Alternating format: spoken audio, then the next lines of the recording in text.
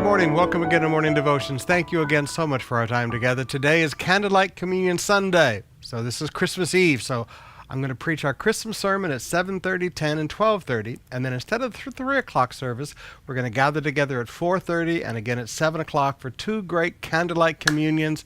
Make sure you come early to them because parking is always a challenge. We've got everything opened up that we can open up around here, but parking is always a challenge. It's a full house. We'll see you tonight. Right now, I want to take you back for a little word of encouragement. Sometimes you blow through these minor prophets and you go, yeah, especially when you start with Zephaniah and it starts so strong and the warning of the coming destruction and the great day of the Lord. And you forget that some of the most beautiful words of encouragement in the Bible are found in these minor prophets. Let me read you one from Zephaniah chapter 3, beginning with verse 17. The Lord your God is with you. That's great. He is mighty to save.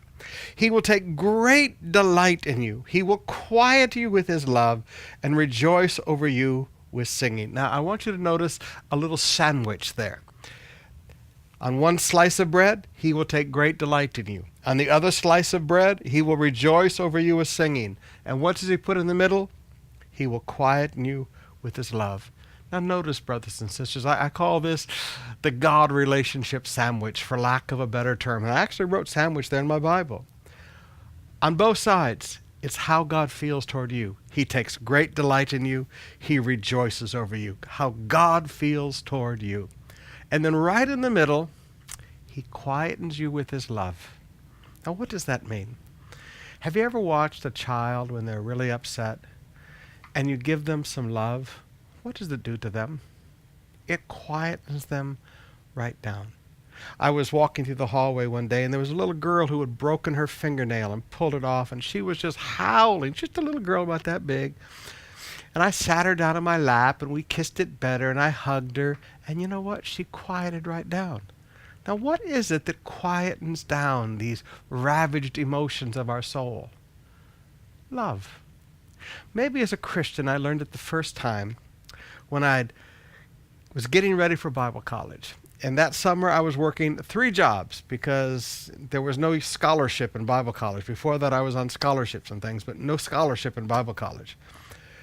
So I was working 3 jobs that summer to pay, and as I was driving home from one of my jobs, a car stopped right on the 4-lane highway in front of the battleship USS Alabama, and I ran right up the back of that car.